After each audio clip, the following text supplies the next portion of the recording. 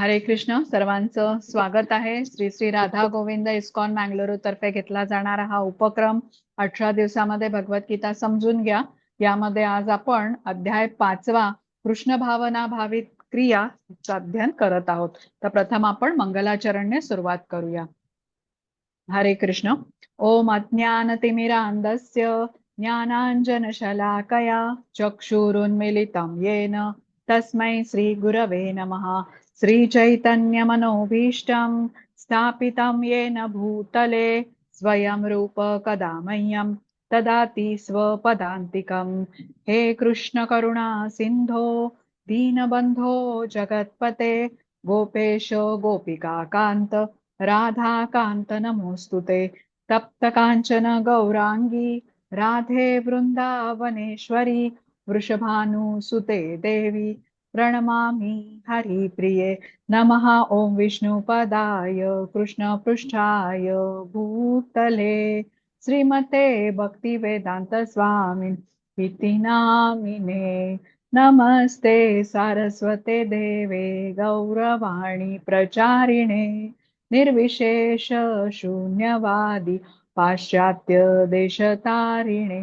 जय श्री कृष्ण चैतन्य प्रभु नित्यानंद श्री अद्वैत गदाधर श्रीवासादि गौर भक्त वृंद. हरे कृष्णा कृष्ण कृष्ण हरे हरे हरे राम राम राम हरे हरे. हरे कृष्ण. सर्वात प्रथम आपण श्रीला प्रभुपाद यांना साष्टांग प्रणाम करूया, ज्यांनी आपल्याला समजेल अशा शब्दात भगवद्गीता आपल्याला समजावून सांगितली. त्यांनी लिहिलेल्या साध्या सोप्या भाषेमुळे भगवद्गीतेचं ज्ञान आपण ग्रहण करू शकत आहोत. श्री श्री राधा गोविंद इस्कॉन मँगलोरचे अध्यक्ष नामानिष्ठदास प्रभूजी यांना सादर प्रणाम, ज्यांनी हा अभ्यासक्रम बनवला, झूमद्वारे आपल्या सर्वांना उपलब्ध करून दिला. त्यामुळे घर बसल्या या संधीचा आपण लाभ घेऊ शकलो. अन्वय माताजींना प्रणाम करते, ज्यांनी मला भगवद्गीता शिकवली. आमच्या सर्वांच्या प्रेरणा पूजा माताजींना प्रणाम करते. आज वर्गाला उपस्थित राहून सेवा देणाऱ्या अंजली माताजी, रेश्मा माताजी दोघींनाही प्रणाम. उपस्थित सर्व भक्तगणांना सादर प्रणाम आणि सर्वांचं परत एकदा स्वागत. तर आजचा अध्याय आहे अध्याय 5वा कृष्ण भावना भावित कर्म. तर हा अध्याय जो आहे तो तिसऱ्या अध्यायाचा विस्तार आहे. तिसरा अध्याय होता कर्मयोग. कर्मयोग म्हणजे कर्मांच्या द्वारे कृष्णांच्या बरोबर जोडून घेणं. त्यामध्ये आपण निष्काम कर्माबद्दल शिकलो होतो. निष्काम कर्म म्हणजे काय, तर कृष्णांच्या आनंदासाठी केलेलं कर्म आणि कर्माची जी फळं आहेत तीही आपण कृष्णांना अर्पण केली. आता ज्याद्वारे आपण कर्मबंधनात मध्ये अडकत नाही. आता श्री श्री राधा गोविंदांना प्रथम आपण प्रणाम करूया. त्यांचे आशीर्वाद घेऊन आपण अध्ययन वर्गाकडे वळूया. आपण हे अध्ययन श्रीकृष्णांच्या आनंदासाठी करत आहोत. तर त्यांना आपण प्रथम प्रार्थना अर्पण करून मग आजच्या अध्यायाकडे जाऊया. कृष्ण कृपामूर्ती श्रीला प्रभुपाद यांनाही साष्टांग प्रणाम, ज्यांनी आपल्यासाठी एवढ्या साध्या आणि सोप्या शब्दामध्ये भगवद्गीता आपल्यापर्यंत पोहोचवली आणि आपल्याला समजावून सांगितली. आता इथे कालच्या अध्यायाची उजळणी आहे. कालचा अध्याय होता ज्ञानयोगाचा अध्याय होता, किंवा ज्याला कर्मसन्यास योग, ज्ञान कर्मसन्यास योग असंही नाव होतं. तर या अध्यायामध्ये बघा, आता ह्याच्यामध्ये आपण काय काय बघितलं होतं ह्याची थोडीशी इथे उजळणी होती. तर अर्जुनाचा आपण पहिल्यांदा कृष्णांनी भगवद्गीतेचा इतिहास समजावून सांगितला होता अर्जुनाला. आणि त्याच्यामध्ये आपण बघितलं की 120 दशलक्ष वर्षांच्या पूर्वी भगवद्गीतेचं ज्ञान कृष्णाने सूर्यदेव विवस्वानला दिलं होतं. आणि 20 लाख वर्षांपूर्वी भगवद्गीता पृथ्वीवर आली होती. आपण गणना बघितली होती. मग कृष्णाने 4 संप्रदायांच्या बद्दल आपल्याला सांगितलं. तर ते कुठले संप्रदाय होते, ब्रह्म वैष्णव गौडीय संप्रदाय, श्री संप्रदाय, रुद्र संप्रदाय आणि कुमार संप्रदाय. या 4 पैकी एका संप्रदायामधून आपण हे ज्ञान घेऊ शकतो. आपण ज्ञान हे उत्तराधिकाराने येतं हे समजून घेतलं होतं. आणि उत्तराधिकाराने येणाऱ्या ज्ञानाबद्दल म्हणजे गुरु शिष्य परंपरेतून येणाऱ्या ज्ञानाचं महत्व समजून घेतलं होतं की हे ज्ञान यथार्थ रूपाने आपल्याला मिळतं आणि हेच ज्ञान आपल्यामध्ये परिवर्तन घडवून आणू शकतं. मग कृष्णांनी आपल्याला त्यांच्यातले आणि आपल्यातले फरक सांगितले. जसं त्यांचं शरीर हे आध्यात्मिक आहे, शाश्वत आहे, आणि आपलं शरीर भौतिक स्वरूपाचं आहे, अनित्य असं आहे, नाश पावणार आहे. कृष्ण प्रगट होतात, अवतार घेतात आणि त्यांची लीला कार्य संपलं की ते गोलोकधामामध्ये परत जातात. पण आपण जन्म मृत्यूच्या चक्रात बांधलेले आहोत, त्यामुळे कर्मानी बद्ध असतो आणि चांगल्या व वाईट कर्मांच्या प्रतिक्रियाचं भोगण्यासाठी आपल्याला शरीर धारण करावं लागतं. वर्णाश्रम विभागणी आपण बघितली, जी गुण आणि कर्म या आधारावरती ही विभागणी होते असंही समजून घेतलं, जन्माच्या आधारे नाही. आणि त्यानंतर आपण 3 प्रकारच्या कर्मांच्या बद्दल माहिती घेतली. कर्म, अकर्म आणि विकर्म म्हणजे काय हे जाणून घेतलं. गुरूंचं महत्व सगळ्यात शेवटी कृष्णांनी सांगितलं आपल्याला, की आपण जिज्ञासेने प्रश्न विचारले पाहिजेत गुरूंना, विनम्र भावाने त्यांची सेवा करत त्यांच्याकडून सत्य जाणून घेतलं पाहिजे.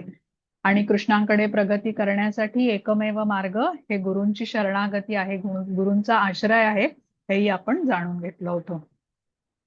आता आपण आजच्या अध्यायाकडे जातोय. आजच्या अध्यायामध्ये आपण काय जाणणार आहोत, तर अर्जुनाचा प्रश्न आहे की कर्माचा संन्यास घेऊ की मी कर्मयोग करू. आणि कृष्णांचं उत्तर आहे की कर्मयोग हा कर्मसन्यासापेक्षा अधिक श्रेष्ठ आहे.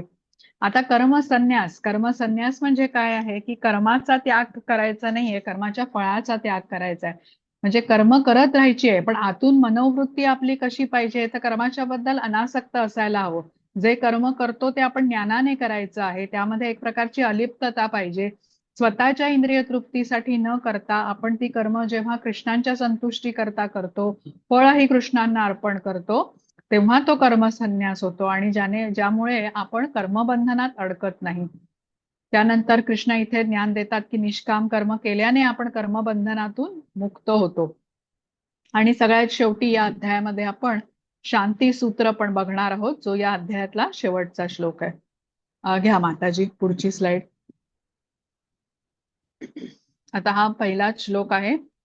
अर्जुन उवाच संन्यासं कर्मणा कृष्ण पुनर्योगं च शंससि यच्छ्रेय एतयोरेकं तन्मे ब्रूहि सुनिश्चितम्. हरे कृष्ण. हरे कृष्ण. अर्जुन म्हणाला, हे कृष्ण, सर्वप्रथम तुम्ही मला कर्माचा त्याग करण्यास सांगता आणि पुन्हा तुम्ही भक्तिपूर्वक कर्माची प्रशंसा करता. आता तुम्ही कृपया मला निश्चितपणे सांगाल की या दोघांपैकी कोणता अधिक फायदेशीर आहे. हरे कृष्ण. हरे कृष्ण. बघा, अर्जुनाच्या मनामध्ये शंका आलेली आहे आणि तो कृष्णांना विचारतो आहे आपल्या शंकेबद्दल. आता गुरूंनी आपल्याला काही ज्ञान दिलं, पण आपल्याला ते नीटसं समजलं नाही. मग अशा वेळेला, कारण आपण जेव्हा गुरु ज्ञान देत होते तेव्हा आपण लक्ष दिलं नाही. मग ज्या वेळेला आपल्याला ही ज्ञान वापरण्याची वेळ येते तेव्हा आपला गोंधळ उडतो. पण जो शिष्य म्हणजे चांगला शिष्य असतो, तो काय करतो, वेळीच गुरूंकडून न समजलेल्या गोष्टींबद्दल समजून घेतो आणि त्यामुळे ते ज्ञान त्याला आता जीवनामध्ये वापरता येतं. तसंच आता इथे अर्जुन कृष्णांना प्रश्न विचारतोय की सर्वप्रथम तुम्ही मला कर्माचा त्याग करायला सांगता, मग तुम्ही भक्तिपूर्वक कर्माची प्रशंसा पण करता, आता मी नेमकं काय करू, याबद्दल अर्जुनाचा प्रश्न आहे. आता बघू कृष्ण काय उत्तर देणार आहेत. माताजी पुढची स्लाइड घ्या. आता अर्जुन का गोंधळून गेलेला आहे, तर पहिल्या अध्यायामध्ये बघा, अर्जुनाने युद्ध न करण्याची 5 कारणं दिलेली होती. तो म्हणत होता, पहिलं कारण त्याने दिलं होतं की करुणा. हा, इथे तुम्हाला चार्ट मध्ये दिसत आहेत बघा ही कारणं. तर तो म्हणत होता की करुणा, हे सर्व कौरव सेनेमध्ये माझे स्वजन आहेत, त्यांना मी कसं मारू.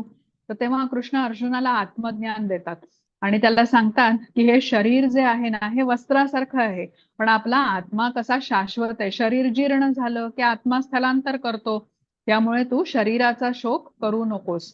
जसं आपण जेवढ्या सहजतेने आपण जीर्ण झालेली वस्त्र त्याग करतो, तसंच शरीर जीर्ण झाल्यावर हा आत्मा स्थलांतर करतो, असं कृष्णांनी ज्ञान दिलं होतं.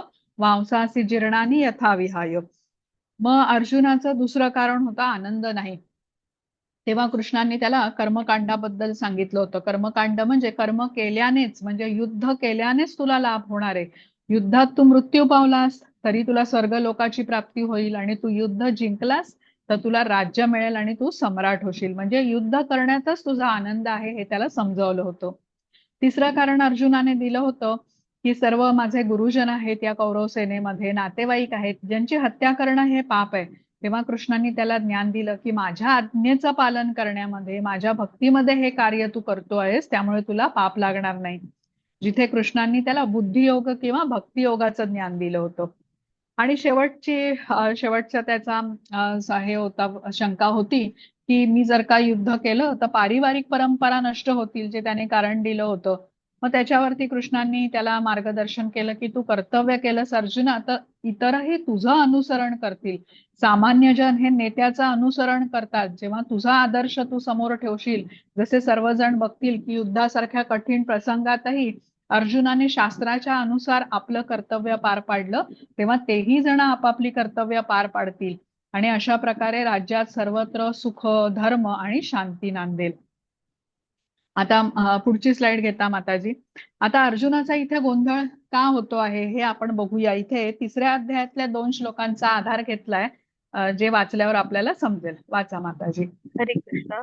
परंतु जो आत्म्यातच रममाण झाला आहे, ज्याला आत्मसाक्षात्कार झाला आहे आणि जो केवळ आत्म्यातच तृप्त असतो, पूर्ण तृप्त असतो, त्याच्यासाठी कोणतेही कर्तव्य नसते.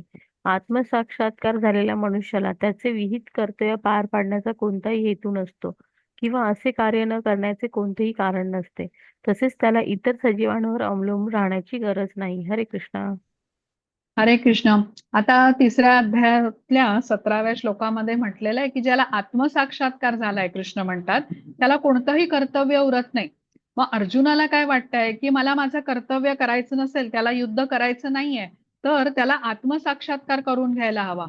पण लगेच 18व्या श्लोकामध्ये कृष्ण म्हणतात की जो आत्मसाक्षात्कारी असतो तो कृष्णांबरोबर जोडलेला असतो, त्यामुळे त्याला इतर सजीवांवर अवलंबून राहण्याची गरज नसते. तो पूर्णपणे कृष्णांशी जोडला असल्याने त्याने त्याचं कर्तव्य केलं नाही तरी चालतं. आता हे ऐकल्यावर अर्जुनाला वाटतंय की मला माझं कर्तव्य करायचं नाहीये, त्याला युद्ध करायचं नाहीये. आता अर्जुनाला पटलेलं नाहीये. कृष्णांनी जरी ज्ञान दिलं तरी त्याला पटलेलं नाहीये, त्यामुळे तो अजूनही सबबी शोधतोय युद्ध न करण्याच्या. म्हणून अर्जुन काय म्हणतो, मी आता आत्मसाक्षात्कार करून घेईन पण मी युद्ध करणार नाही. आता बघू पुढे काय होतं. माताजी पुढची स्लाइड घेता. हा वाचा माताजी. हरे कृष्ण. हे परंतप केवळ द्रव्य यज्ञापेक्षा ज्ञान यज्ञ श्रेष्ठ आहे. अंततः हे पार्थ सर्व कर्मयज्ञाचे पर्यावसान दिव्य ज्ञानामध्ये होते. हरे कृष्णा. हरे कृष्ण. बघा आता इथे कृष्ण अर्जुनाला सांगतात, ह्या कालच्या अध्यायातला 33वा श्लोक आहे 4थ्या अध्यायातला, ज्याच्यामध्ये कृष्ण अर्जुनाला म्हणाले की सर्व कर्मयज्ञाचा अंत दिव्य ज्ञानामध्ये होतो. मग आता अर्जुन काय म्हणतोय की मी कुठलंही कर्म केलं तरी त्याचा अंत ज्ञानामध्ये होणार आहे ना, तर मी ज्ञानच घेतो, मग मी कर्म का करू. आता इथे ना दिव्य ज्ञान म्हटलेलं आहे, आपण इथे जरा समजून घेऊया. बघा, त्यागामुळे दिव्य ज्ञान प्राप्त होते असं कालच्या अध्यायात म्हटलेलं होतं. आता त्याग अनेक प्रकारचा असतो बघा. काही लोक पैशांचं दान करतात, त्याला द्रव्य यज्ञ असं म्हटलेलं आहे. मोठे मोठे बिझनेसमॅन असतात, ते द्रव्य यज्ञ करतात. टाटा आहेत, रिलायन्स आहेत, ते शाळा उघडतात, हॉस्पिटल्स चालवतात, काही अन्नदान करतात, म्हणजे पैशाच्या रूपाने ते समाजाची मदत करतात. आता काही लोकांना वाटत असतं की मृत्यूनंतर आपल्याला उच्च ग्रहाची प्राप्ती व्हावी, तर असे लोक काही कडक तप करतात. उदाहरणार्थ ते कडक चातुर्मास करतात. मग अशा वेळेला ते जमिनीवर झोपत नाहीत, काही पदार्थ खाणं ते वर्ज्य करतात, एकाच वेळ जेवतात किंवा घरातील काही सुखसोयींचा ते त्याग करतात. याला तपोमय यज्ञ असं म्हटलेलं आहे. तर काही लोकांना सिद्धी प्राप्त करण्याची इच्छा असते, मग ते अष्टांग योग करतात किंवा हठयोग करतात. काही जण स्वाध्याय यज्ञ करतात. अशा वेळेला ते वेद, उपनिषद, भगवद्गीता यासारख्या पुस्तकांची पारायण करतात. मग ते ज्या वेळेला अशा प्रकारचा हे स्वाध्याय यज्ञ करतात, ते भौतिकातील गोष्टी वाचण्याचं, पुस्तकं वाचण्याचा त्याग केलेला असतो त्यांनी. काही लोक पायी यात्रा करतात. हे सर्व जे आहेत ना ते त्याग मानले जातात. तर कृष्ण काय सांगतात की त्यागाचा अंत दिव्य ज्ञानप्राप्तीमध्ये होतो. आता अर्जुनाला काय वाटतंय की मी कुठलाही यज्ञ केला तरी शेवटी मला दिव्य ज्ञानच प्राप्ती होणार आहे, मग मी युद्ध करत नाही आणि ज्ञानच घेण्याचा प्रयत्न करतो. आता म्हणून अर्जुन म्हणतो की मी कर्म करू की कर्मापासून संन्यास घेऊ, हा त्याचा गोंधळ आहे. आता हे जे यज्ञ आपण बघितले, द्रव्य यज्ञ, तपोमय यज्ञ, स्वाध्याय यज्ञ, हे केल्याने काय होतं, तर आपली बघा फळाकडे किंवा लाभाकडे, त्या कर्माच्या फळाच्या लाभाकडे खूप आसक्ती असते. कुठलंही कर्म केल्यानंतर मला ह्यातून काय मिळणार आहे ह्याचाच सतत विचार असल्याने मन शांत राहत नाही आणि अशांत मन ज्ञान ग्रहण करू शकत नाही. तर हे यज्ञ केल्याने इंद्रियांवर आपण नियंत्रण करू शकतो. भौतिकाची जी आसक्ती आहे, आपली भौतिकाच्या फळाची जी आसक्ती आहे ती हळूहळू कमी होऊ लागते आणि मन शांत होतं. आता आपण पुढे बघू. हा माताजी, पुढची स्लाइड घेता.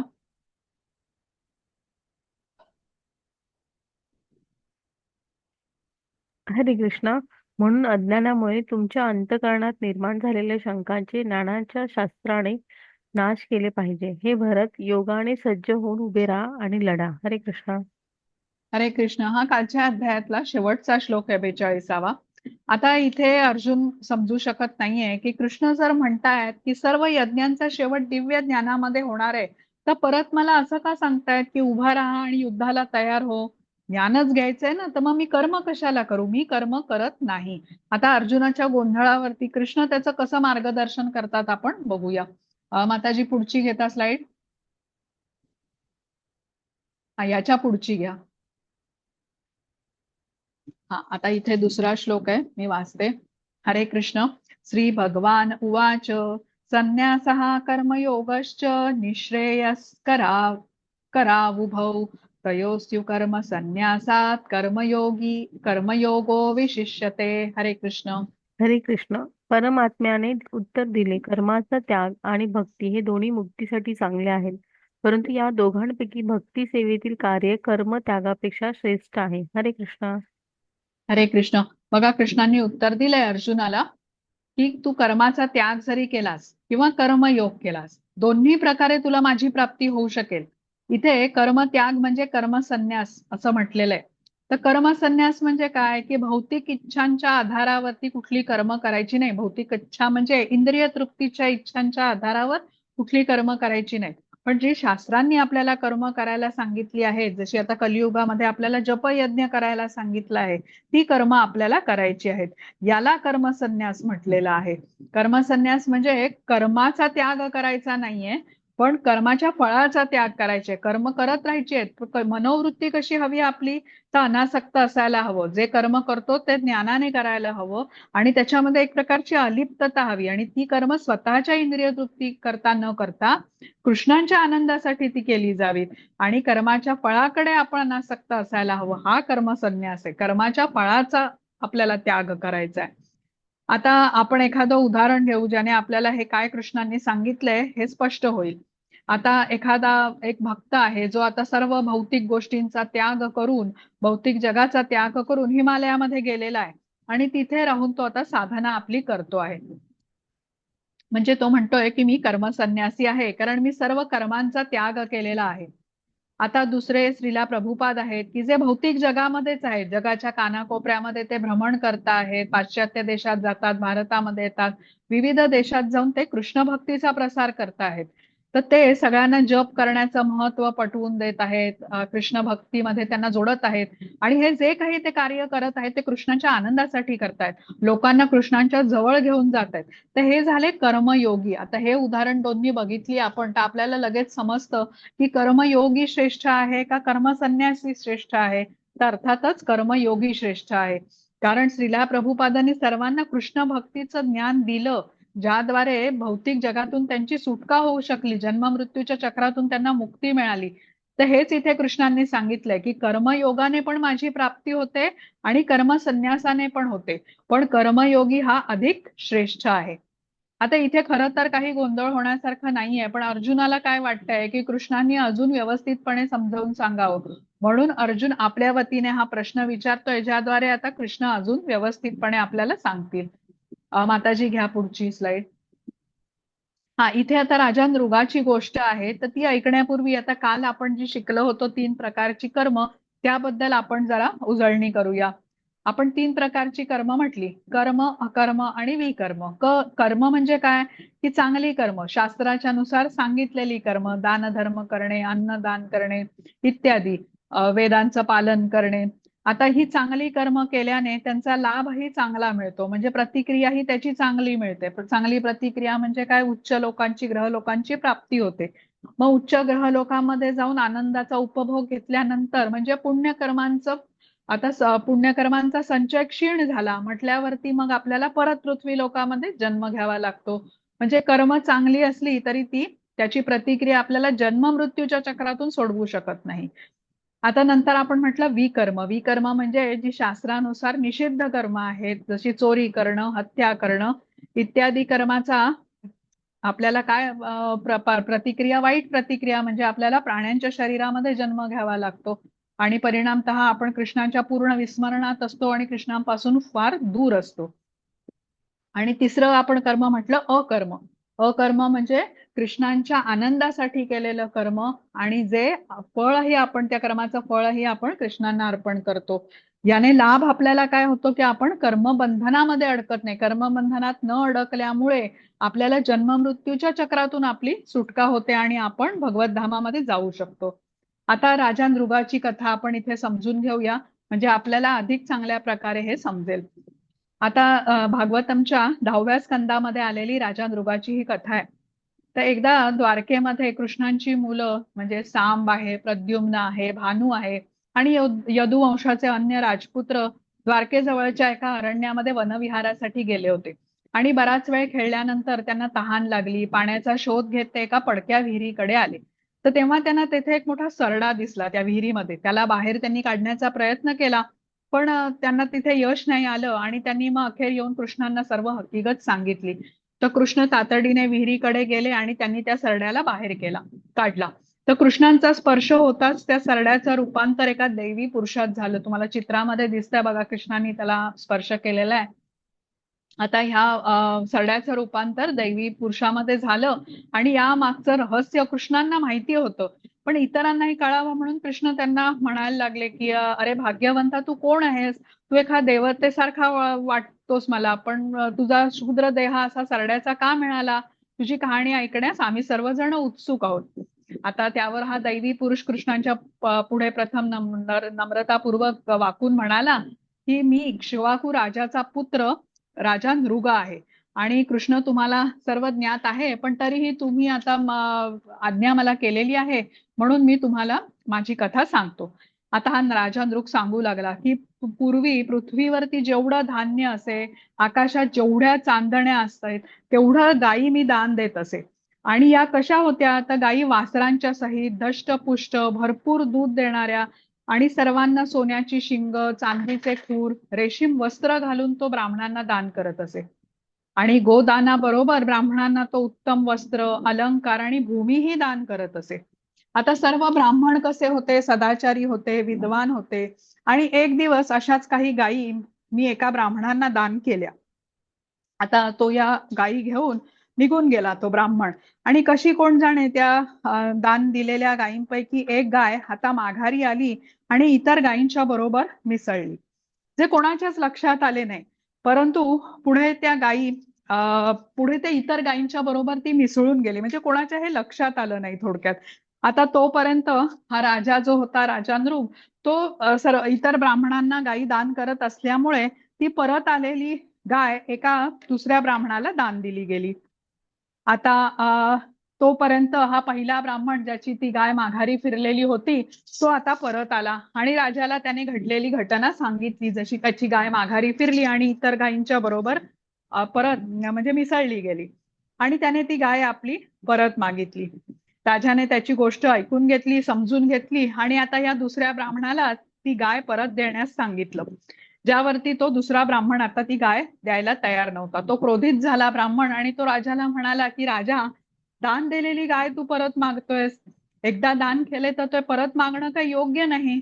आता हा ब्राह्मण गाय देण्यास तयार नाही म्हणून राजा नृगाने काय केलं, जो आधीचा ब्राह्मण होता ज्याची गाय ती माघारी फिरलेली होती, त्याला त्या गायीच्या बदली 1,00,000 गायी देऊ केल्या. आणि त्याने राजाने आपली अनावधानाने चूक झाल्याचं पण ते कबूल केलं आणि आपली चूक सुधारण्यासाठी त्याने त्या ब्राह्मणाला 1,00,000 गायी देऊ केल्या. पण ह्या ब्राह्मणाने ते घेण्यास नकार दिला आणि बराच वेळ ती चर्चा झाली, पण काही त्याच्यातून निष्पन्न झालं नाही. शेवटी दोन्ही ब्राह्मण रागावून आपापल्या घरी निघून गेले. आता कालांतराने राजा नृगाचा मृत्यू झाला. त्याला यमराजापुढे यमराजाकडे त्याची भेट झाली.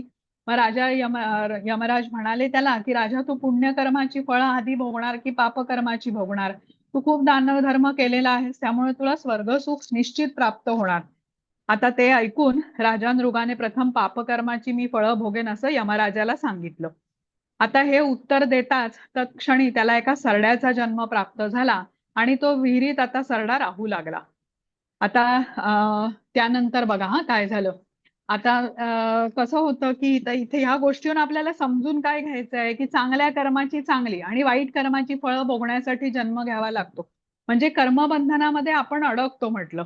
तर कर्माची फळं जेव्हा आपण कृष्णांना अर्पण करतो, कृष्णांच्या आनंदासाठी कर्म करतो, तेव्हा आपण कर्मबंधनामध्ये अडकत नाही, म्हणजे कर्मबंधनातून आपण मुक्त होतो.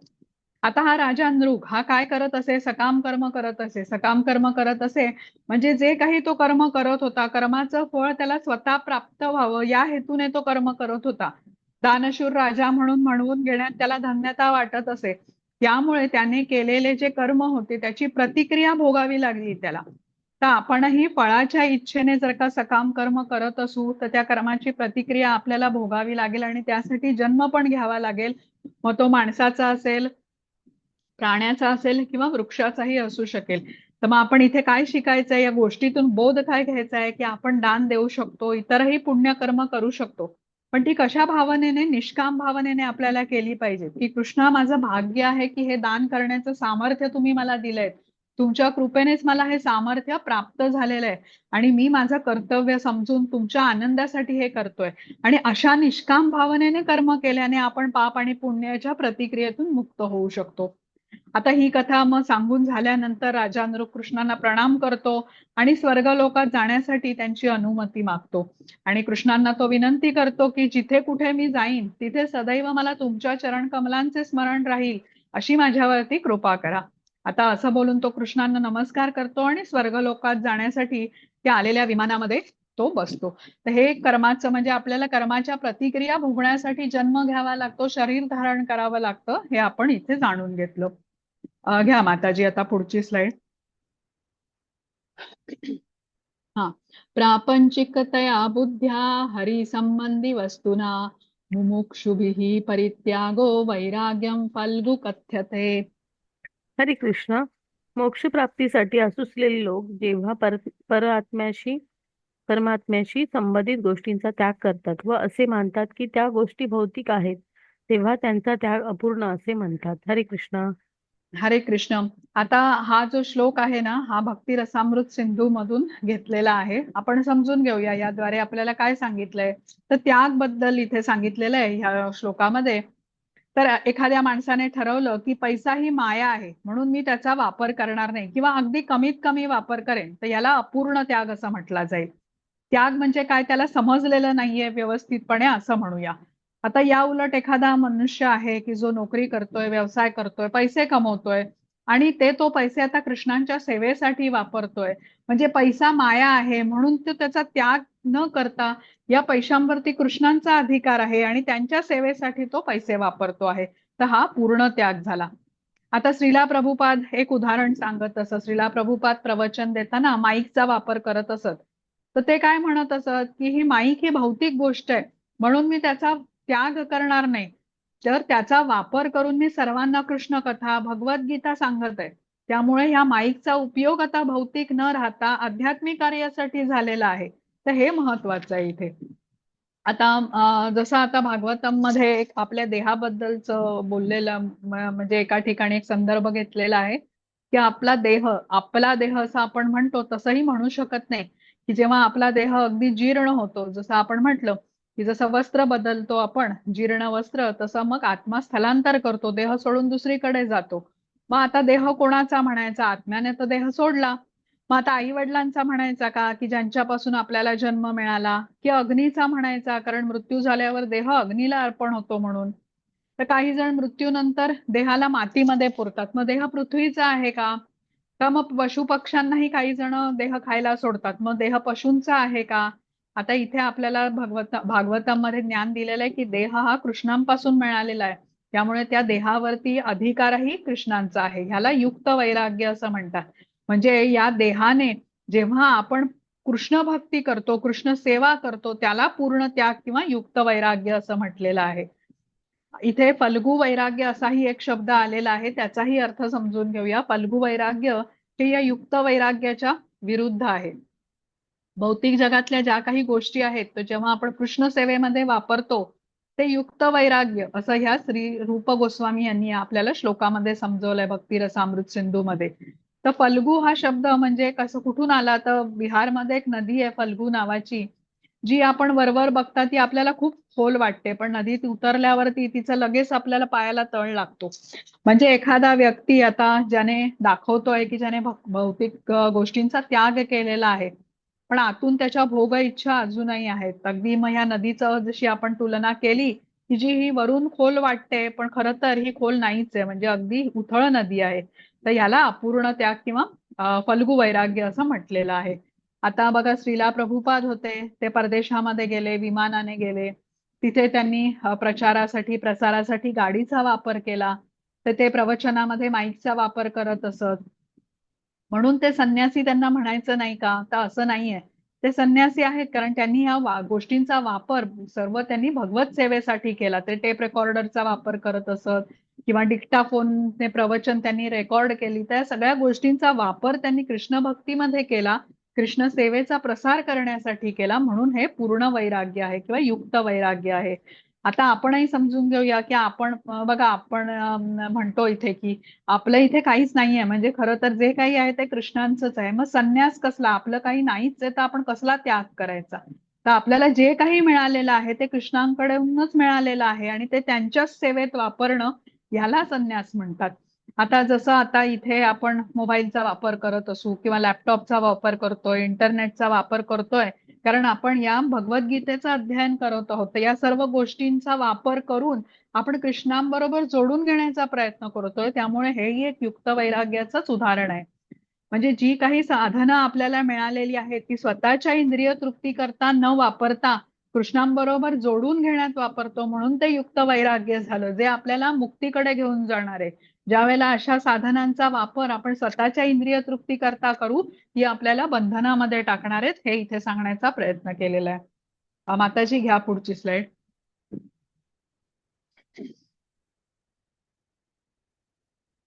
हा वाचा माताजी अनुवाद. हरे कृष्ण. जो आपल्या कर्माचा द्वेष करत नाही किंवा त्याच्या फळाची इच्छाही करत नाही तो सदैव संन्यासी समजला जातो. हे पराक्रमी अर्जुना, सर्व द्वैतापासून मुक्त झालेला असा मनुष्य भौतिक बंधनावर सहज विजय मिळवून पूर्णपणे मुक्त होतो. हरे कृष्ण. हरे कृष्ण. आता खरा संन्यासी कोण असतो तर जो आपल्या कर्माचा द्वेष करीत नाही. तो नित्य कृष्ण सेवेत असतो त्यामुळे तो फळाची अपेक्षाही करत नाही. त्याने मान्य केलेलं असतं की जे काही आहे ते कृष्णांचंच आहे. तर मला मिळालेल्या सर्व साधनांचा वापर मी कृष्णांच्या सेवेतच करणार आहे असा हा संन्यासी आहे. त्याला फळाची अपेक्षा नसते. म्हणजे ती सर्व कार्य तो कशी करत असतो तर कृष्णांना केंद्रस्थानी ठेवून मधोमध ठेवून तो करत असतो. तर आता कार्य तीच आहेत पण तो आता कशा प्रकारे करतो त्याप्रमाणे ती आपल्याला बद्ध तरी करतील किंवा मुक्त तरी करतील. आता जो त्यागी असतो ज्याने कर्माचा त्याग केलेला आहे तर तो कसा आहे त्याने सगळ्या गोष्टी सोडल्या आहेत त्याग केलेला आहे म्हणजे तो तर चांगल्या अन्नाचा पण आनंद घेऊ शकत नाही. म्हणजे त्याला सर्व कामाचा त्यामुळे द्वेष पण असतो. आणि या उलट भक्त कसा आहे तो अन्न प्रथम कृष्णांना अर्पण करतो आणि मग ते प्रसाद म्हणून खातो. तर त्यामुळे चांगल्या अन्नाचा आस्वाद पण तो घेऊ शकतो आणि आनंदी पण राहतो. म्हणजे कर्म संन्यासापेक्षा कर्मयोग श्रेष्ठ म्हटलेला आहे. आता बघा इथे इतकं डिटेलमध्ये असं सविस्तरपणे कृष्णाने आपल्याला हे समजावून सांगितलंय. भक्त कसा आहे बघा कृष्णांना अन्न अर्पण करायचं आहे म्हणून तो भाज्या फळं काळजीपूर्वक निवडतो. मग ताज्या भाज्या विकत घेईल तो. कृष्णांसाठी बनवायचं आहे म्हणजे मन लावून ते शिजवेल. योग्य ते पदार्थ वापरून तो पदार्थ अधिक चविष्ट कसा बनवता येईल ह्याचा प्रयत्न करेल आणि प्रेमाने भक्तीपूर्वक आता कृष्णांना ते अर्पण पण करेल. म्हणजे कर्माचा द्वेष करू नये. मला काय करावं लागत आहे कशाला करावं लागतंय हे सगळं असं निरीक्षेने कर्म न करता उत्साहाने केलं पाहिजे. जसं आपण या भक्ताचं बघितलं तसं कृष्णांच्या आनंदासाठी केलं पाहिजे आणि फळाची इच्छा न ठेवता केलं पाहिजे.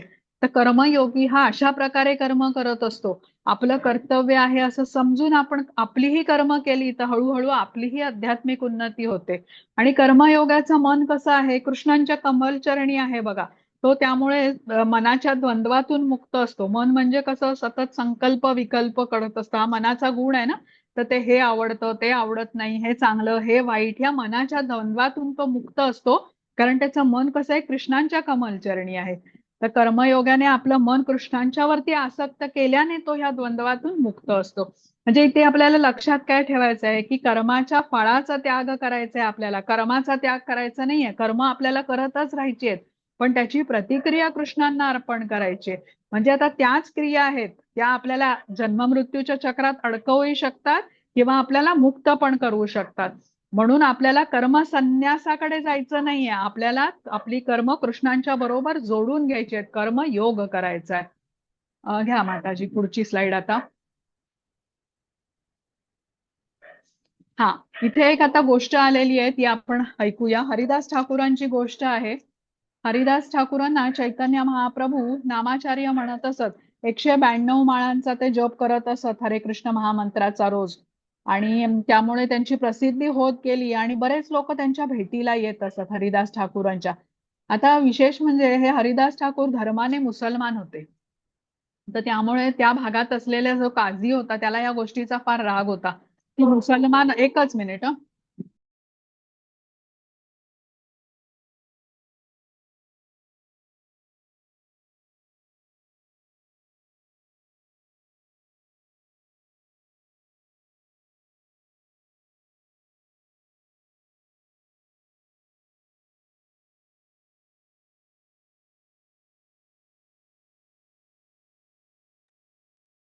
हा, हरे कृष्ण. क्षमस्व. त्या भागात राहणारा जो काझी होता तर त्याला या गोष्टीचा फार राग होता की हरिदास ठाकूर जन्माने मुसलमान असूनही कृष्णाचं नाव घेत आहेत. म्हणून त्यांना बदनाम करण्यासाठी, विचलित करण्यासाठी त्याने एक योजना आखली.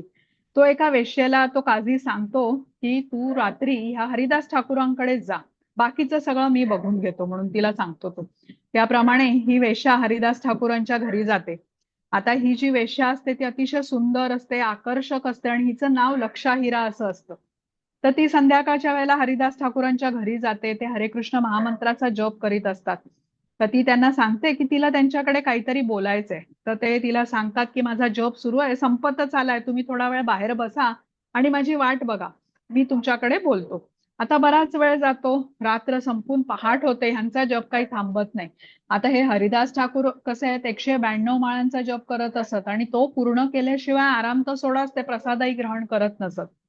तर सकाळ होते तेव्हा ती निघून जाते. परत दुसऱ्या दिवशी येते. दुसऱ्या दिवशी संध्याकाळी येते. ती हरिदास ठाकूरांना सांगते की तिला त्यांच्याशी बोलायचंय.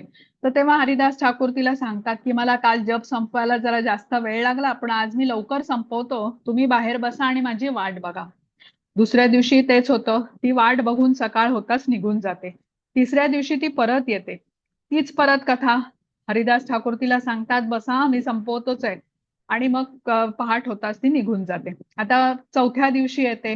परत पहिले 3 दिवस जे होतं तसंच होणार हे तिला वाटत असतं आणि ती थोडी क्रोधानेच येते. आता आल्या आल्याच ती रागारागानेच हरिदास ठाकूरांकडे जाते आणि त्यांना म्हणते की तुम्हाला कसला आनंद मिळतोय जप करण्यामध्ये. गेले 3 दिवस मी येते तुमच्याकडे बोलायचं म्हणून तुम्हाला सांगते, पण तुम्ही माझ्याकडे बघत पण नाही आहात. तुम्ही तुमचा जप करण्यातच मग्न आहात. आता हरिदास ठाकूर शांतपणे ती काय म्हणते ते ऐकून घेतात आणि तिला विचारतात की जो आनंद मला मिळतोय तो तुला घ्यायचा आहे का. तर ती हो म्हणते. ती म्हणते आजपर्यंत मी अशी कोणाचीच वाट बघितली नाहीये, पण मी तुम्हाला बघते की तुम्ही आनंदाने खूप रममाण झालेला आहात जप करण्यामध्ये. मलाही त्यात आनंद तो घ्यायला आवडेल. मग तिला सांगतात, ते उपदेश करतात. तिला सांगतात की हे बघ, तुझे दागदागिने आहेत, घर आहे, वस्त्र वगैरे आहेत, ती ही सगळी तू विक आणि ते पैसे मंदिरामध्ये दान कर. साधी वस्त्र घाल, केस काप आणि मग माझ्याकडे ये. त्याप्रमाणे ती जाते, ते सगळे पैसे वगैरे दान करते, साधी वस्त्र घालून, केस कापून हरिदास ठाकूरांकडे येते. हरिदास ठाकूरांना प्रणाम करते, क्षमा मागते त्यांची. आणि हरिदास ठाकूर तिला आता साधं सरळ जीवन सदाचाराने जगण्याबद्दलचा उपदेश देतात. अंगणामध्ये असलेल्या तुळशी वृंदावनाकडे बसून रोज हरे कृष्ण महामंत्राचा जप करायला सांगतात. आणि हरिदास ठाकूर हा उपदेश देऊन ती जागा सोडून आता दुसरीकडे जातात. हरिदास ठाकूरांनी सांगितलेला उपदेश ती पाळते आणि त्याप्रमाणे ती आचरण करते आणि पुढे खूप मोठी वैष्णवी बनते. आता हरिदास ठाकूर हे कसे शुद्ध भक्त आहेत, या शुद्ध भक्तांचा संग मिळाला तिला, त्यांचा उपदेश तिने ऐकला, त्यामुळे तिच्यामध्ये हे बदल घडून येतात. तिच्यातील अनर्थ दूर होऊन तिचं हृदय शुद्ध होतं. आता बघा ती अश्रद्धेने आली होती, कुठल्या विचाराने आली होती, तर हरिदास ठाकूरांना विचलित करण्याच्या विचाराने आली होती. पण तरीही तिचं हृदय परिवर्तन झालं, कारण शुद्ध भक्ताच्या मुखातून तिने हे हरिनामाचं संकीर्तन ऐकलं, जप ऐकला, तिच्या कानावर पडला. ही हरिनामाची महिमा आहे. कळत नकळत ऐकलेलं हरिनामाचं संकीर्तन पण त्याचा प्रभाव दाखवत असतं. तर मग श्रद्धेने जर का जप केला तर मात्र नक्कीच हृदय परिवर्तन होणार आहे. हे हरिनामाच्या श्रवणाचं महत्व आपण इथे समजू शकतो. शुद्ध भक्तांच्या वाणीतून हरिनामाचं श्रवण आपली चेतना शुद्ध करतं. तर कृष्ण ही अर्जुनाला इथे सांगतात बघा, तत् शृणू म्हणजे प्रथम ऐक. तर श्रीला प्रभुपाद आपल्याला जेव्हा जप करण्याची विधी सांगतात तेव्हा ते सांगतात, हरे कृष्ण महामंत्राचा जप करताना आपण प्रथम तोंडाने मंत्र म्हणायचा आणि तो कानाने ऐकायचा, कारण इथे श्रवणाचं महत्व आहे. घ्या माताजी पुढची स्लाइड. हरे कृष्ण. 10वा श्लोक आहे. हा वाचा माताजी. जो मनुष्य आसक्तीशिवाय आपले कर्तव्य करतो, परमात्म्याला समर्पण करतो, त्याच्यावर पाप कर्माचा प्रभाव पडत नाही, जसे कमळाच्या पानाला पाण्याचा स्पर्श होत नाही. हरे कृष्ण. हरे कृष्ण. बघा आता आपण एखादा कागद असतो तो पाण्यामध्ये टाकला तो तो खराब होतो, म्हणजे त्याचा लगदा बनतो, किंवा एखादा वस्त्र पाण्यामध्ये टाकलं तर ते ओलं होतं. पण कमळाचं पान कसं पाण्यामध्येच आहे, पण तरीही त्याला पाण्याचा स्पर्श होत नाही, त्याच्यावर पाणी टिकत नाही. तर तसेच जे भक्त असतात ते भौतिक जगात राहूनही भौतिकाचा प्रभाव त्यांच्यावरती होत नाही, ते प्रभावापासून अलिप्त राहू शकतात, कारण ते कृष्णांच्या भक्तीमध्ये असतात. जसं श्रीला प्रभुपाद प्रसार करायला अमेरिकेमध्ये गेले, जिथे मायेचा खूप प्रभाव आहे, मायानगरीच म्हणतात, तरी पण तिथे जाऊन त्यांनी त्या हिप्पींच्या बरोबर राहून कृष्ण भक्तीचा प्रसार केला. आता हिप्पी कसे होते, तर नशा करणारे होते, स्वैराचारी होते, कसलाही निर्बंध पाळत नसत ते. पण श्रीला प्रभुपाद त्यांच्या गुरूंच्या आदेशाचं पालन करायला तिथे गेले होते, त्यांना कुठल्या फळाची अपेक्षा नव्हती. त्यामुळे हिप्पींच्या वागण्याचा काहीही प्रभाव त्यांच्यावर पडू शकला नाही. आता श्रीला प्रभुपादांना कोणीतरी प्रश्न विचारला होता की तुम्ही ह्या हिप्पींच्या बरोबर राहता तर त्यांचा प्रभाव तुमच्यावर पडणार नाही का? तर त्यावेळेला श्रीला प्रभुपाद म्हणाले होते की मी त्यांना इथे शिकवायला जातोय, कृष्ण भक्ती शिकवायला जातोय, मी शिकायला त्यांच्याकडून काही जात नाहीये. तर आता कृष्णाने भगवद्गीतेमध्ये हे जे सांगितलं ना, ते श्रीला प्रभुपादांनी बघा सिद्ध करून दाखवलं की ते कमळाचं जसं पान असतं, पद्मपत्र विमांबसा, म्हणजे पाण्यात असूनही त्याच्यावर पाण्याचा प्रभाव पडत नाही, पाणी टिकत नाही, ते श्रीला प्रभुपादांनी सिद्ध करून दाखवले. तर ते कमळाच्या पानाप्रमाणे अस्पर्शित राहिले, या भौतिकाच्यामुळे प्रभावित झाले नाही. तर बघा भगवद्गीता आपल्याला केवळ थिअरी सांगत नाही, प्रॅक्टिकल उदाहरण पण आपल्या समोर दिलेलं आहे.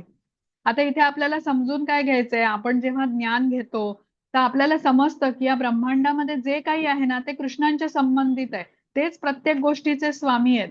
म्हणजे जो व्यक्ती हे ज्ञानाने जाणतो की प्रत्येक गोष्ट भगवंतांच्या सेवेत वापरतो, मग जेव्हा ज्ञान नसते एखाद्या व्यक्तीला तर तेव्हा तो व्यक्ती बरोबर ह्याच्या विरुद्ध गोष्ट करताना दिसते, म्हणजे तो कृष्णांच्या सेवेमध्ये न वापरता सर्व गोष्टी तो स्वतःच्या उपभोगासाठी वापरतो आणि तो कर्मबंधनात अडकतो. कर्मबंधनात अडकल्यामुळे पाप आणि पुण्य या कर्माच्या ज्या प्रतिक्रिया आहेत त्याने तो बद्ध होतो आणि त्या भोगण्यासाठी जन्म घेतो तो. आता जसं की आपल्याला मिळालेल्या मनुष्य देहाचा वापर आपण भगवत सेवेकरता जेव्हा करतो तेव्हा भौतिकामध्ये राहू नये, या भौतिकाचा प्रभाव आपल्यावर पडत नाही. तर जो ज्ञानाने युक्त असतो ना त्याचा पूर्ण विश्वास असतो की माझं शरीर, माझा देह हा कृष्णांची संपत्ती आहे, तर त्यामुळे कृष्णांच्या सेवेतच त्याला उपयोगाला आणलं पाहिजे. पण ज्याचा मिथ्या अहंकार आहे तर तो कसा आहे, तो आपलं शरीर हे म्हणजे उपभोगासाठी मानतो, आणि ज्याचा मिथ्या अहंकार संपलेला आहे, कसा संपतो, हा ज्ञानाने संपतो. तो आपलं शरीर, मन, वाणी, बुद्धी, संपत्ती सर्व काही कृष्णांच्या सेवेमध्ये समर्पित करतो. त्यामुळे अशाला कृष्ण भावना भावित जीवन किंवा कृष्ण भावना भावित मनुष्य म्हणतात, जो कृष्णांच्या सेवेप्रित्यर्थच कर्म करतोय आणि त्या भौतिक संसारातच आहे, भौतिक जगातच आहे, कर्म करतो आहे, पण तरीही तो मुक्तच आहे. जसं हे कमळाचं पान बघा, पाण्यात असलं तरी पाण्याचा स्पर्श होत नाही, तसं हा कृष्ण भावना भावित मनुष्य आहे की हा भौतिक जगातच आहे, पण तो जे काही करतोय तो कृष्णांच्या सेवेत करत असल्यामुळे तो मुक्त आहे. म्हणून पद्मपत्र विमांबसा असा हा शब्द आहे. घ्या माताजी पुढची स्लाइड. हा इथे श्रीला प्रभुपादांचं चित्र आहे, न्यूयॉर्कला ते संकीर्तन करत असत हरे कृष्ण महामंत्राचं. आणि त्यांचं हे संकीर्तन ऐकून, श्रवण म्हणजे ऐकून ह्या लोकांनी, हिप्पी लोक उत्सुकतेने गोळा होत असत आणि ते विचारत असत की तुम्ही काय म्हणता आहात, कुठून आला आहात तुम्ही. आणि मग श्रीला प्रभुपादांनी हळूहळू ज्ञान द्यायला सुरुवात केली होती. आणि मग इथे इस्कॉनची स्थापना झाली. तर इथे लक्षात घ्यायला पाहिजे आपल्याला की हरिनामाच्या जपाने म्हणजे शुद्ध भक्त होते श्रीला प्रभुपाद, त्यांच्या मुखातून हे श्रवण केलं या हिप्पींनी आणि त्याचा प्रभाव या हिप्पींवरती पडला. त्यांच्या वाईट सवयी हळूहळू सुटू लागल्या. त्यांच्यात तेही बदल घडून आले. तेही हरिनाम हरे कृष्ण महामंत्राचं संकीर्तन करू लागले आणि श्रीला प्रभुपाद यांच्या सान्निध्याने या हिप्पींच्या जीवनाची दिशा बदलली आणि ती कृष्णांकडे वळली. तर हे केवढं बघा विलक्षण कार्य आहे. हे हिप्पी कसे होते, ह्यांच्या म्हणजे स्वैराचार करणं हा यांचा दिनक्रमाचा भाग होता. त्याच्या समाजामध्येही त्याला मान्यता होती. तर काही सोपं नव्हतं त्यांच्यावर, त्यांना कृष्णांची महिमा सांगणं किंवा कृष्णांच्या बद्दल सांगणं आणि त्यांना ते पटवून देणं. पण श्रीला प्रभुपादांवरती त्यांच्या गुरूंचे आशीर्वाद होते, कृष्णांची कृपा होती. त्यामुळे हे विलक्षण कार्य त्यांनी केलेलं आहे. पण ते मात्र अलिप्त राहिले. या सगळ्यापासून ते अलिप्त राहू शकले. जसं भौतिकाचा प्रभाव त्यांच्यावर पडला नाही, त्यांच्या त्या सर्वांच्या मध्ये राहू नये, पाप त्यांना स्पर्श करू शकलं नाही. जसं आता आपण इथे राजा नृगाची कथा बघितली बघा, की त्याने जर का निष्काम कर्म केलं असतं तर तोही त्याला कर्माचं फळ भोगण्यासाठी त्या सरड्याचा जन्म घ्यावा लागला नसता. पण तो कसा होता, सकाम कर्म करत होता, त्यामुळे त्याला पुढचं ते सरड्याचं शरीर मिळालं. तर इथे महत्वाचं काय लक्षात घ्यायचंय आपल्याला, की निष्काम कर्म करण्याचं महत्व आपण जाणून घेतोय, ज्याने आपल्याला जन्म मृत्यूच्या चक्रातून मुक्ती मिळणार आहे. कारण आपण कर्माची प्रतिक्रिया कृष्णांना अर्पण केलेली आहे. माताजी पुढची स्लाइड घेता. हरे कृष्णा. नम्र हा ऋषी खऱ्या ज्ञानाने विज्ञान आणि सौम्य ब्राह्मण, एक गाय, एक हत्ती, एक कुत्रा आणि कुत्रा खाणारा बहिष्कृत समान दृष्टीने पाहतात. हरे कृष्णा. हरे कृष्ण. आता इथे काय म्हटलेलं आहे की पंडित पंडित व्यक्ती कोण आहे, की जो ज्ञानी आहे आणि त्याने विद्या संपन्न केलेली आहे, तर त्याने विनयशील असणं आवश्यक आहे. आता लोक म्हणतात ना, ज्ञानाने अहंकार येतो. आता भौतिक जगात बघा, कुठल्या प्रसिद्ध अशा विद्यापीठातून एखाद्याने पदवी प्राप्त केली असेल तर त्याला केवढा अहंकार असतो. आपल्याला खरं तर माहिती आहे की हे जे ज्ञान आहे हे आपल्या या शरीरापुरतच आहे, मर्यादित. शरीराच्या मृत्यूनंतर ते संपून जाणार आहे, पण तरीही अशा व्यक्तीला गर्व असतो आपल्या शिक्षणाचा. पण जे आत्म्याचं ज्ञान आहे ते वेगळं आहे. ज्याच्याकडे आत्मज्ञान आहे त्याला अहंकार येत नाही, तो विनयशील होतो. विद्या विनयेन शोभते म्हणतात ना, तर त्याने विनम्रच असलं पाहिजे. आता एखाद्या व्यक्तीकडे जेव्हा ज्ञान येतं तेव्हा पहिला गुण येतो त्याच्यामध्ये म्हणजे ही विनयशीलता. त्याला समजतं की आपण किती सूक्ष्म आहोत, भगवंतांची महिमा पण मी समजू शकत नाहीये. तर जेव्हा मनुष्य असा विनयशील असतो तो ज्ञान घेतो आणि त्याचा परिणाम काय होतो, तर आता ब्राह्मण, गाय, हत्ती, कुत्रा, चांडाळ यांना सर्व तो समान रूपाने बघू शकतो. समदर्शिना हा असा शब्द आहे. म्हणजे तो पंडित बाह्य शारीरिक भेद, हा कुत्रा आहे, हा माणूस आहे, ही गाय आहे, हे न मानता सर्वांच्या हृदयात स्थित परमात्म्याला बघतो. म्हणजे हे सर्व जीव भगवंतांशी संबंधित आहे असं तो बघतो. आणि भगवंत कसे आहेत, प्रत्येकावरती, सर्वांवरती, सर्वांचे सुहृद आहेत, सर्वांचे हितचिंतक आहेत, सर्वांकडे सारखेच दयाळू आहेत. प्रत्येक प्राणी मात्राला ते मित्रत्वानेच वागवतात. जीवाच्या बाह्य स्थितीचा विचार न करता परमात्म्याच्या रूपाने प्रत्येक प्राणी मात्रामध्ये भगवंत वास करत असतात. म्हणजे मग शरीर मनुष्याचं असेल, छोट्याशा मुंगीचं असेल किंवा विशालकाय अशा हत्तीचं असेल किंवा एखाद्या डुकराचं असेल, भगवंत मात्र सर्वांच्या हृदयात परमात्मा रूपाने स्थित आहेत. समदर्शिना ह्याचा अर्थ एक असाही आहे की भगवंत सर्वांना त्यांच्या कर्माच्या अनुसार ते शरीर देतात. कोणाकडे ते पक्षपात करत नाहीत. कोणाला मला वाटलं म्हणून अधिक, मला वाटलं म्हणून कमी असं करत नाहीत. तर हे सर्व हा जो पंडित आहे किंवा ज्ञानी आहे बघू शकतो. म्हणून त्याला इथे म्हणजे ज्याची ज्ञानी कोण आहे, तर ज्याची बुद्धी आता भगवंतांवरती स्थिर आहे, ज्याचं मन भगवंतांवरती स्थिर आहे, ज्याची निष्ठा श्रद्धा भगवंतांवरती आहे, म्हणजे ज्याच्या जीवनाचं ध्येयच भगवत सेवा आहे आणि ज्याचा आश्रय भगवंतांच्या चरण कमलाशी आहे, म्हणून हा पंडित किंवा ज्ञानी आहे असं इथे सांगितलेलं आहे या श्लोकामध्ये. आता असा व्यक्ती हा भगवंतांचा शुद्ध भक्तच असू शकतो. आता बघा, ब्राह्मणाची कर्तव्य वेगळी आहे, चांडाळ म्हणजे कुत्र्याचा मांस खाणारा हाही माणूसच आहे, पण दोघांचे गुण वेगळे आहेत, ब्राह्मणाचे आणि चांडाळाचे. दोघही माणसंच आहेत पण कामं कर्तव्य वेगळी आहेत. तसंच आता गाय, कुत्रा, हत्ती तिघेही प्राणी आहेत पण भिन्न प्रजातीचे आहेत. म्हणजे दोन प्रकार आहेत बघा, इथे एकाच प्रजातीतील मनुष्य कर्तव्याने वेगळे, आणि दुसरा प्रकार म्हणजे भिन्न प्रजातीतील प्राणी. पण परमात्मा कसे आहेत, सर्वांच्या हृदयामध्ये स्थित आहेत भगवंत म्हणून. सर्वांकडे समय, कोणाला अधिक कोणाला कमी असं न करता ज्याच्या त्याच्या कर्मफलाप्रमाणे ते त्याला त्याला शरीर प्रदान करत असतात. आता ब्राह्मण आणि चांडाळ हे दोन्ही मनुष्य असले म्हणजे बाह्य शरीर जरी सारखं असलं तरी भेद कुठे आहे, तर चेतनेचा स्तर वेगळा आहे. ब्राह्मणामध्ये सत्वगुण प्रबळ आहे, चांडाळामध्ये तमोगुणाचं प्राबल्य आहे. पण भगवंत मात्र या दोन्हीच्या ठिकाणी तसेच दयाळू आहेत, सम आहेत ते. आणि दोघांच्याही हृदयामध्ये ते स्थित असतात. तर ह्यावरून जाणून काय घ्यायचंय की परमात्मा कुठलाही भेदभाव न ठरता सर्व शरीरांमध्ये हे उपस्थित असतात, हे आपण जाणून घेऊया. घ्या माताजी पुढची स्लाइड. ये हि हरे कृष्ण, ये हि संस्पर्शजा भोगा दुःख यो नव एवते आद्यंतवंत कौंतेय न तेषु रमते बुधा. हरे कृष्ण. हरे कृष्ण. एक बुद्धिमान व्यक्ती दुःखाच्या स्तोत्रामध्ये भाग घेत नाही, जे भौतिक इंद्रियांच्या संपर्कामुळे होते. हे कुंतीपुत्र, अशा सुखांना आरंभ आणि अंत असतो आणि त्यामुळे ज्ञानी मनुष्य त्यात आनंद मानत नाही. हरे कृष्ण. हरे कृष्ण. इथे न तेषु रमते बुधा असं म्हटलंय. बुधा म्हणजे कोणतं, बुद्धिमान व्यक्ती, ज्ञानी व्यक्ती. ज्ञानी मनुष्य भौतिक भोगात किंवा इंद्रिय विषयात आनंद मानत नाही, कारण अशा गोष्टींना आरंभ आणि अंत असतो. मग अशा भौतिक भोगांमध्ये मनुष्य पूर्णपणे कधी संतुष्ट राहू शकत नाही, कारण इंद्रियांच्या इच्छा अनियंत्रित असतात आणि त्या पूर्ण करणे म्हणजे आगीमध्ये तेल घातल्यासारखं आहे. जन्म निघून गेला इंद्रिय तृप्ती करण्यात तरी समाधान मिळत नाही. पण कृष्ण भक्ती कशी आहे, शाश्वत आहे, खूप आनंद देणारी आहे. त्यामुळे बुद्धिमान व्यक्ती जो असतो ना, इंद्रिय भोगापासून दूर राहतो असं सांगितलेलं आहे. आता आपण ह्या श्लोकामधून समजून घेऊया इंद्रिय आपल्याला कशी फसवू शकतात. आता इथे या श्लोकामध्ये कृष्ण आपल्याला काय सांगतायत की इंद्रिय फसवू शकतात आपल्याला, म्हणून इंद्रियांचं संयमन करा असं कृष्णांनी सांगितलंय. सुखाचा मार्ग कृष्णांनी आपल्याला इथे सांगितलेला आहे. आता आपण लक्षात घेऊया की अनादी कालापासून आपण इंद्रिय तृप्तीच करत आलेले आहोत. पण इथे कृष्ण म्हणताय न तेषु रमते बुधा, बुद्धिमान व्यक्ती यात रमत नाही. मग बुद्धिमान व्यक्ती इंद्रिय तृप्तीमध्ये रमत नाही तर मग कशात रमतो, तर तो अक्षय शाश्वत सुखात रमतो. शाश्वत सुख कुठे आहे, तर कृष्णांच्या भक्तीमध्ये. कृष्णांचं एक नाम अनंत जन्माची पाप नष्ट करू शकतो. म्हणजे आपली गुंतवणूक किती, एक नामाची, आणि आपल्याला काय मिळालं, तर अनंत कल्याण मिळालं. आणि या उलट इंद्रिय उपभोगांचा विचार करा. क्षणिक सुखाची आपली गुंतवणूक आहे आणि आपल्याला परत काय मिळालं, पुढील अनेक जन्मासाठी आपण जन्ममृत्यूच्या चक्रात अडकून पडलो. मग आहे का फायद्याचं आपल्या, निश्चित नाहीये.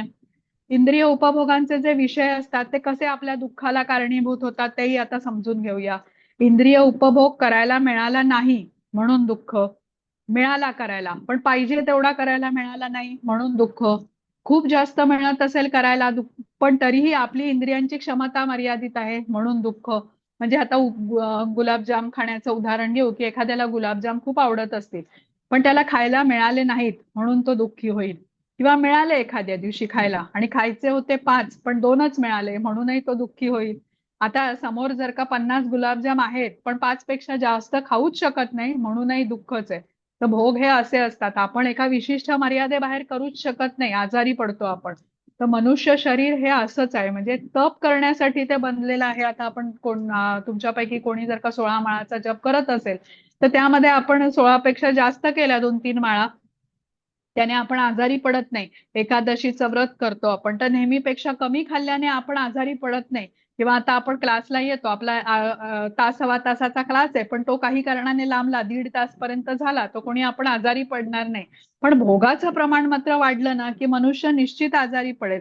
म्हणून इथे म्हटलंय बुद्धिमान व्यक्ती कुठे रममाण असतो, तर भगवंतांची नाम गुण रूप लीला ह्याचं श्रवण कीर्तन करण्यात तो रमतो. रमणे हा शब्द पण महत्वाचा आहे की एखाद्या ठिकाणी मन इतकं गुंतलंय की तिथून काढून घेण्याची त्याची इच्छा नसेल, त्याला रमणं म्हटलेलं आहे. मुद्दामून लावलं गेलेलं नाहीये. तो बुद्धिमान व्यक्ती ही कृष्णांची भक्ती करूनच असीमित सुख प्राप्त करत असतो. क्षणभंगूर अशा भौतिक इंद्रिय तृप्तीच्या सुखांच्या मागे तो पळत नाही. आता जेव्हा आपणही सर्व इंद्रियांना कृष्णांच्या सेवेमध्ये नियोजित करतो तेव्हा सर्व सुखांचा अनुभव घेऊ शकतो. कृष्णांचं नाव आहे गोविंद बघा, की जो इंद्रियांना सुख देतो. म्हणजे खरी इंद्रिय तृप्ती हवी असेल तर सर्व इंद्रियांना कृष्णांच्या सेवेत नियोजित करायला हवं. पण जे आपलं अज्ञान असतं किंवा ज्याला अविद्या म्हणतात ती आपल्याला इंद्रिय विषयांच्या इंद्रिय उपभोगांच्या विषयात सुख शोधायला प्रवृत्त करते ही अविद्या. आणि जो शाश्वत सुखाचा अनंत स्रोत आहे तिथे बघायला वळायला प्रवृत्त करत नाही. हे मायेचं स्वरूप झालं. ती ज्ञान हिरावून घेते आणि आपण अधिकाधिक इंद्रिय तृप्ती करू लागतो. आता सुख आनंद तर तात्पुरता मिळतो इंद्रिय तृप्तीमधून, मग अजून मिळावा या हेतूने इंद्रिय उपभोग करण्यात आपण कर्मबंधनामध्ये अडकतो आणि परिणाम स्वरूप कृष्णांपासून आपण दूर जात राहतो. आता ही जी आपली इंद्रिय तृप्ती आहे हेच दुःखाचं कारण आहे. आता प्राण्यांचं उदाहरण घेऊन आपण इथे समजून घेऊया. या चित्रामध्ये काही पतंग दाखवलेत. पतंग म्हणजे मॉथ्स बघा, जे आता संध्याकाळच्या वेळेला दिवे लागण्याच्या वेळेला आपण येतात लाईटकडे ते आकर्षित होतात. कारण या पतंगाचं एक इंद्रिय म्हणजे दृष्टी आहे. डोळे यांचे खूप म्हणजे शक्तिशाली असतात, बलवान असतात आणि ह्या इंद्रियामुळे ते आकर्षित होतात या उजेडाकडे आणि त्यांचा मृत्यूचं कारण बनतं. कारण ते दिव्याच्या उष्णतेमुळे त्यांचा मृत्यू होतो. मग हरिण असतं, हरिणाला पकडायला शिकारी संगीत वाजवतो, कारण हरणाचं कान खूप बलवान असतात. ते त्या ह्याच्याकडे संगीताकडे आकर्षित होतं आणि शिकारीद्वारा ते पकडलं जातं. मासा असतो बघा, पाण्यामध्ये जिथे राहतो तिथे भरपूर त्याला अन्न मिळत असतं. त्या गळाला लावलेल्या अन्नाच्या लोभापायी तो त्या ह्याच्यात अडकला जातो. म्हणजे जिभेचा स्वाद त्याच्या मृत्यूला कारणीभूत होतो. किंवा भुंग्याचं उदाहरण इथे दिलेलं आहे. त्याची गंधाची शक्ती फार बलवान असते. तो भुंगा त्या कमळाच्या सुगंधाकडे आकर्षित होतो आणि संध्याकाळ जरी झाली तरी त्या कमळाला सोडून जाऊ शकत नाही. संध्याकाळ होताच कमळाच्या पाकळ्या बंद होतात आणि प्राणवायूच्या अभावी ह्याचा भुंग्याचा मृत्यू होतो.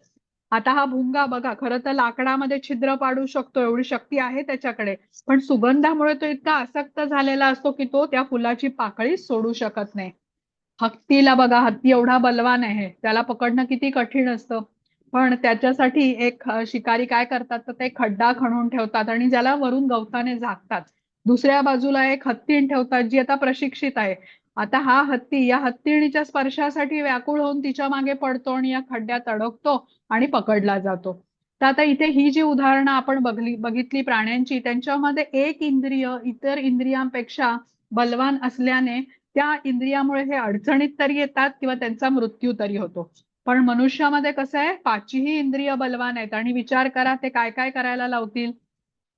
त्यांच्या विषयांच्या भोगाकडे, विषयांच्याकडे ते आकर्षित झाले तर त्याचं काय होईल माणसाची कल्पनाच करू शकत नाही.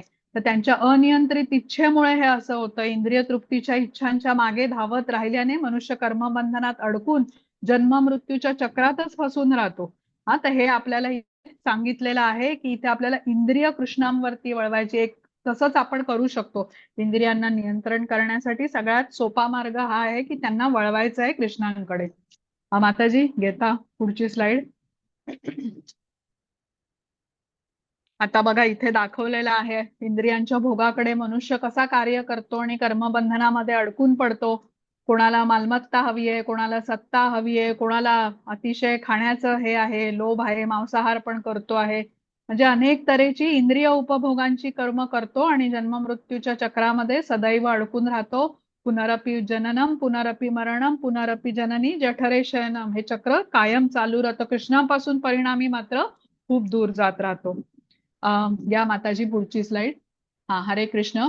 भोक्तारं यज्ञ तपसां सर्वलोक महेश्वरं सुहृदं सर्वभूतानां ज्ञात्वा मां शांतिर्मृच्छति. हरे कृष्ण. हरे कृष्ण. सर्व यज्ञ आणि तपस्या यांचा अंतिम उद्देश सर्व ग्रह आणि देवतांचा परम स्वामी आणि सर्व प्राणीमात्रांचा कल्याण करता आणि हितचिंतक म्हणून मला ओळखून ऋषी भौतिक दुःखांच्या वेदनांपासून शांती प्राप्त करतात. हरे कृष्ण. हरे कृष्ण.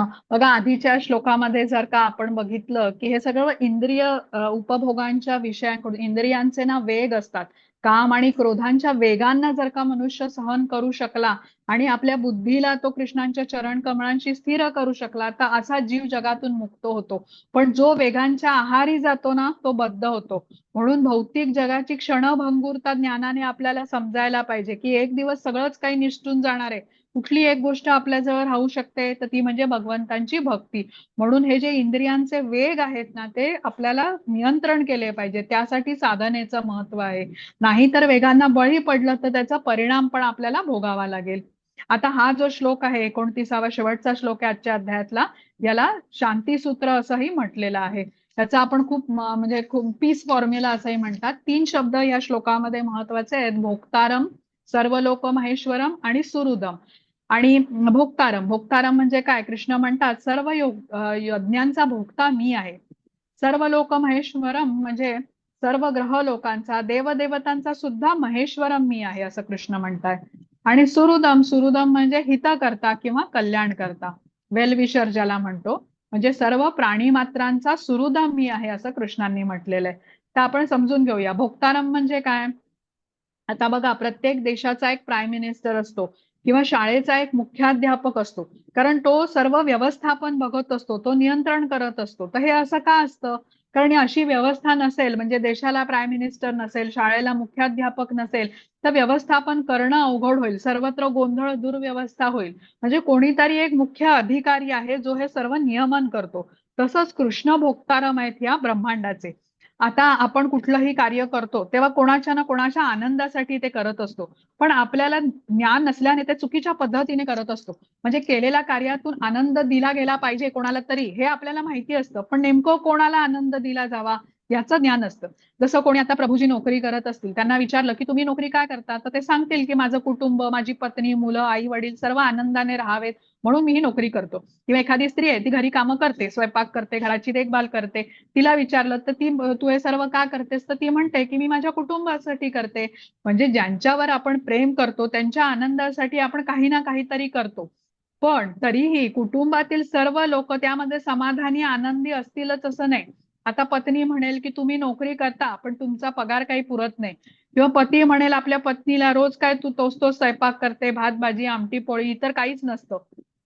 म्हणजे आपण कोणाच्या आनंदासाठी कितीही काम केलं तरी कुठेतरी असमाधान आहेच. कारण ह्या सर्व गोष्टींमध्ये कुठेही कृष्णांचा विचार नाहीये. कार्य कृष्णांच्या आनंदासाठी केलं जात नाहीये. कृष्णांचा विचार न ठेवता इतरांच्या आनंदासाठी केलं जातंय. त्यामुळे आनंद समाधान मिळत नाहीये. तर कृष्ण इथे काय सांगतात, मी भोक्तारम आहे. तुम्ही पैसे कमवत असाल, तुम्ही वेगवेगळ्या पदार्थ बनवत असाल, प्रथम ते मला अर्पण करा, कारण मी भोक्तारम आहे. आणि असं कृष्णांना अर्पण केल्यानंतर तुम्ही तो इतरांना द्या. आता या भौतिक जगात आपण कोणाला पूर्णपणे संतुष्ट करू शकत नाही, पण जेव्हा आपण ज्ञान घेतो की कृष्ण सर्व यज्ञांचे भोक्ता आहेत, तेव्हा आपण प्रथम सर्व कार्य कृष्णांना अर्पण करून त्यांना संतुष्ट करतो, तेव्हा आपल्यालाही आनंद मिळतो. आता जसं आपण काल बघा झाडाचं एक उदाहरण घेतलं होतं, त्याच्या आधी म्हणजे जेव्हा व्यक्ती असं कृष्णांच्या आनंदासाठी कार्य करते ना, तेव्हा कार्याची फळं पण कृष्णांना अर्पण करते, तेव्हा कृष्ण प्रसन्न होतात आणि आपल्यालाही समाधान मिळतं. तर काल आपण झाडाचं उदाहरण घेतलं होतं बघा, की आपण झाडाला पाणी देतो तर ते कुठे देतो? झाडाच्या पानांना, फुलांना, फळाला देतो का?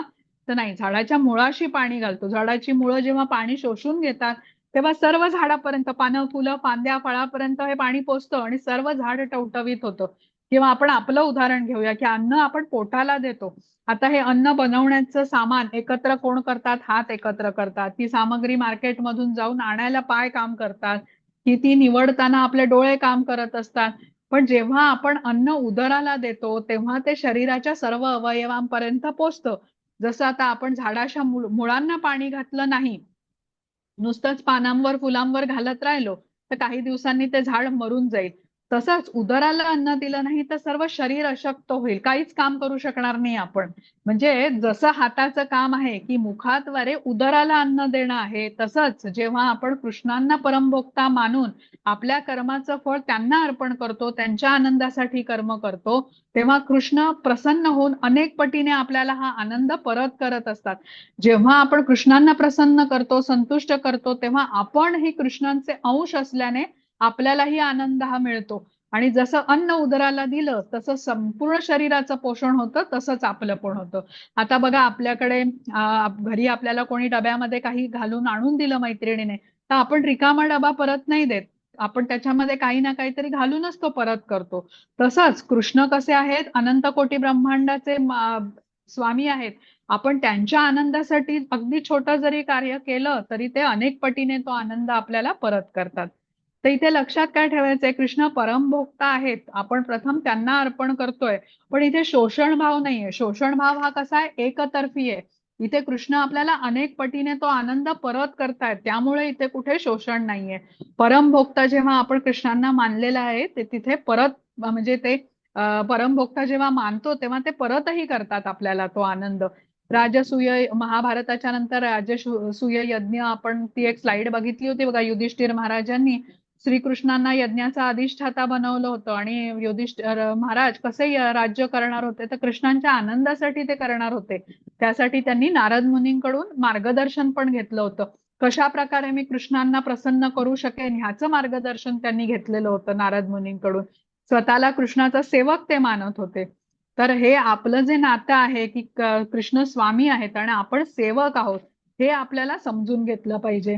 किंवा प्रभू रामचंद्रांनी लंकापती रावणाचा नाश केला आणि विभीषणाला राज्यावर बसवलं, किंवा नरसिंहदेवांनी अवतार घेऊन हिरण्यकश्यपूचा वध केल्यावर प्रल्हादाला राज्यावर बसवलं. इथे शोषण भाव नाही आहे. त्यामुळे कृष्ण जे काही करतात ते भक्ताला आनंद देण्यासाठी करतात आणि आपल्या अपेक्षेपेक्षा अनेक पटीने कृष्ण आपल्याला परत देतात बघा ती गोष्ट, आनंद. कारण ते ब्रह्मांडाचे स्वामी आहेत, ऐश्वर्याने परिपूर्ण आहेत आणि अमर्याद असं त्यांचं सामर्थ्य पण आहे. तर जेव्हा आपण कृष्णांना परमभोक्ता मानतो, ते भोक्ताराम आहेत हे मान्य करतो, तर त्यावेळेला आपल्याला शांती प्राप्त होते, कुठे भांडण तंटे होत नाहीत. सर्व लोक महेश्वरम हा दुसरा शब्द आहे. तर कृष्ण कसे आहेत, सर्व ग्रहलोकांचे देवदेवतांचे सुद्धा ते अधिपती आहेत. सर्व जीव हे भौतिक प्रकृतीच्या वर्चस्वाखाली असतात आणि भौतिक प्रकृती कृष्णांच्या अधिपत्याखाली कार्य करते. मया अध्यक्षेण प्रकृती सूयते स चराचरम, कृष्ण म्हणालेले आहेत. तर भगवंत या प्रकृतीचे स्वामी आहेत. सर्व जीव देवदेवता प्रकृतीच्या नियंत्रणाखाली आहेत आणि भगवंतांचं वर्णन त्यासाठी स्वमीश्वरानाम परमम महेश्वरम असं केलं जातं. तो जो हे मान्य करतो की भगवंत सर्व लोक महेश्वरम आहे, तो तत्काळ शांती प्राप्त करतो. सुहृदम असा तिसरा शब्द आहे. तर भगवंत कसे आहेत, सर्व जीवांचे हित करतायत, सर्वांच्या कल्याणाची इच्छा करणारे आहेत आणि सर्व जीवांवरती ते प्रेम करतात, त्यांचं रक्षण करतात, सर्वांच्या हृदयामध्ये स्थित असतात. सुहृदम म्हणजे कसा मित्र आणि परमपुरुषोत्तम साक्षात श्रीकृष्ण आपले सुहृद आहेत हे जाणून घेतल्यावर कशाची काळजी करायला लागेल आपल्याला. हा, तर श्लोकाचा अर्थ आपण जेव्हा व्यवस्थित समजून घेतो तेव्हा आपल्याला शांती प्राप्त होते. आपल्याला समस्या कधी येतात, जेव्हा आपण आपल्याला भोगता मानतो, भोग करण्याची आपल्यात वृत्ती येते आणि ती आपल्या दुःखाचं कारण बनते. आपण स्वतःला जेव्हा स्वामी मानतो मिथ्या अहंकाराच्या प्रभावाने, त्यामुळे आपलं पतन होतं. पण जेव्हा आपण स्वीकार करतो की कृष्ण परम भोक्ता आहेत, सर्व गोष्टींचे स्वामी कृष्ण आहेत, ते आपले परम शुभचिंतक आहेत, तेव्हा आपल्याला शांती प्राप्त होते. आणि श्रीला प्रभुपाद सांगतात की या श्लोकाचा अर्थ सर्वांनी व्यवस्थितपणे समजून घेतला आणि मान्य केलं की कृष्णच भोक्तारम आहेत, सर्व लोक महेश्वरम आहेत, सुहृदम आहेत, तर या जगामध्ये कुठेही वाद तंटे भांडणं युद्ध होणारच नाही. म्हणून या श्लोकाला शांतीसूत्र असंही म्हटलं जातं. घ्या माताजी पुढची स्लाइड. तर इथे आता आपला अध्याय संपलेला आहे. अर्जुनाचा सुरुवातीला प्रश्न होता की मी कर्म करू की कर्माचा संन्यास घेऊ. मग कृष्णांनी सांगितलं कर्मयोग हा कर्म संन्यासापेक्षा अधिक श्रेष्ठ आहे. मग कृष्णांनी सांगितलं निष्काम कर्म कसं करायचं याबद्दल आपल्याला माहिती दिली की कृष्णांच्या आनंदासाठी कर्म केलं गेलं पाहिजे आणि कर्माची फळं ही कृष्णांना आपण अर्पण केली पाहिजे. कर्माच्या प्रती आपल्याला आसक्त असायला नाही पाहिजे, कर्माचा द्वेष आपण केला नाही पाहिजे, तर उत्साहाने कर्म केली पाहिजेत. चांगलं वाईट असा द्वंद्व न ठेवता कृष्णांच्या आनंदासाठी हे कर्म केलं गेलं पाहिजे. आणि सगळ्यात शेवटी आपण शांतीसूत्र पाहिलं, ज्याच्यामध्ये आपण समजून घेतलं की कृष्ण हेच भोक्तारम आहे, सर्व लोक महेश्वरम आहेत आणि सुहृदम आहेत. हे जेव्हा आपण मान्य करतो, ज्ञान घेतो याबद्दलचं, तर त्यावेळेला आपल्याला शांती प्राप्त होते, कुठेही वाद भांडण तंटे युद्ध इत्यादी होत नाहीत. तर इथे आपला अध्याय आजचा संपलेला आहे. हरे कृष्ण. माताजी रेकॉर्डिंग थांबवता का?